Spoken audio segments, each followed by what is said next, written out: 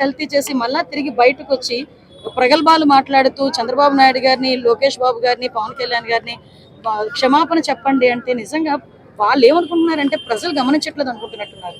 ఆ ఒక్క సాక్షి పేపర్లు ఏది రాస్తే అదే చదువుతున్నారు ప్రజలందరూ అనుకుంటున్నట్టున్నారు. కానీ తప్పది. ప్రజలందరికీ కూడా వెంకటేశ్వర స్వామి అంటే ఒక భక్తి ఉంది. వెంకటేశ్వర స్వామి అంటే ఒక సెంటిమెంట్ ఉంది. వెంకటేశ్వర స్వామి ప్రసాదం అంటే ఒక పవిత్రత ఉంది. ఈ రోజు ఆ పవిత్రత మీద దెబ్బ కొట్టారు, వాళ్ళ సెంటిమెంట్ మీద దెబ్బ కొట్టారు, వాళ్ళ మనోభావాల మీద దెబ్బ కొట్టారు. అటువంటిది ఈ రోజు మళ్ళీ బయటకు వచ్చి ఏం మొహం పెట్టుకొని మాట్లాడుతున్నారని వాళ్ళందరినీ కూడా నేను క్వశ్చన్ చేస్తున్నా. దయచేసి ఇప్పటికైనా బుద్ధి తెచ్చుకొని చేసిన తప్పును ఒప్పుకొని లెంపలు వేసుకొని ప్రజలను క్షమించమని అడగండి. కనీసం అందులో ఒక 10% అయినా మీ పాపం పోతుందేమో.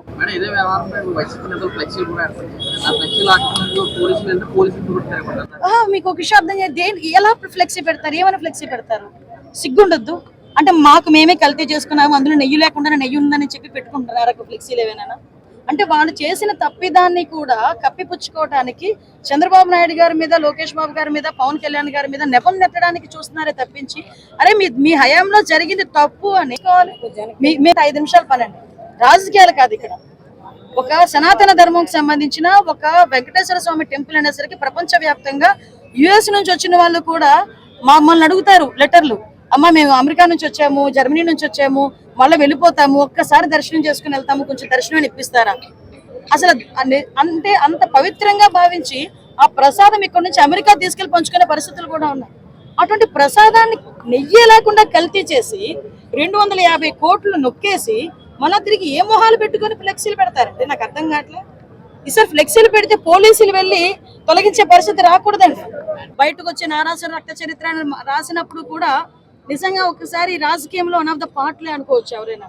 కానీ ఈ రోజు దేవుడు ప్రసాదంలో కూడా కల్తీయా? సిగ్గుపడాలి నిజంగా.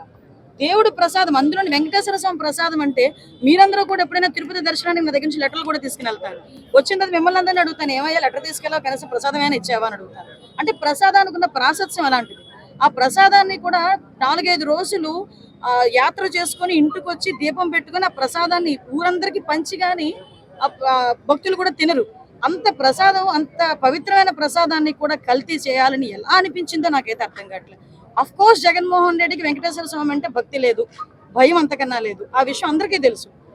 కానీ మరి ఇంత దిగజారిపోతారా? ఇంత ఏదైతే గవర్నమెంట్ ఈరోజు కోరుకుని అభివృద్ధి సంక్షేమంలో ముందుకెళ్లాలని కోరుకుంటుందో, ఈ రోజు రాష్ట్రం మొత్తం మీద కాన్స్టిట్యుయెన్సీ ఏదైనా ఉంది అంటే అది పాయకరావుపేట కాన్స్టిట్యుయెన్సీ అని చెప్పుకోవడానికి కూడా నిజంగా గర్వపడుతున్నా. ఇవే కాకుండా మనకి జట్టీలు 2 జట్టీలు ఎక్కడంటే మొత్తం మనకి స్టేట్ లోనే 3 జట్టీలు ఇస్తే అందులో 2 జట్టీలు పాయకరావుపేట నియోజకవర్గంలోనే వచ్చాయి. అంటే నేను ఏం చెప్తున్నానండి, ఎక్కడున్నా ఏం చేస్తున్నా పాయకరావుపేట నియోజకవర్గ అభివృద్ధి గురించి అందరూ కూడా పార్టీలకు అతీతంగా ముందుకు రావాలని కోరుకుంటున్నా. ఈరోజు ఇందులోని ప్రజలకు ఉపయోగపడాలని ఒక ఉద్దేశంతో మేము పనిచేస్తున్నాం. ఇంత అవకాశం ఇచ్చిన గౌరవ ముఖ్యమంత్రి గారికి, ఉప ముఖ్యమంత్రి గారికి, నారా లోకేష్ బాబు గారికి ప్రత్యేకంగా పాయకరావుపేట నియోజకవర్గ ప్రజల తరపున ధన్యవాదాలు తెలియజేసుకుంటున్నాను. Thank you. లైక్ చేయండి, షేర్ చేయండి, సబ్స్క్రైబ్ చేయండి. మరిన్ని వీడియోల కోసం బెల్ సింబల్ పై క్లిక్ చేయండి.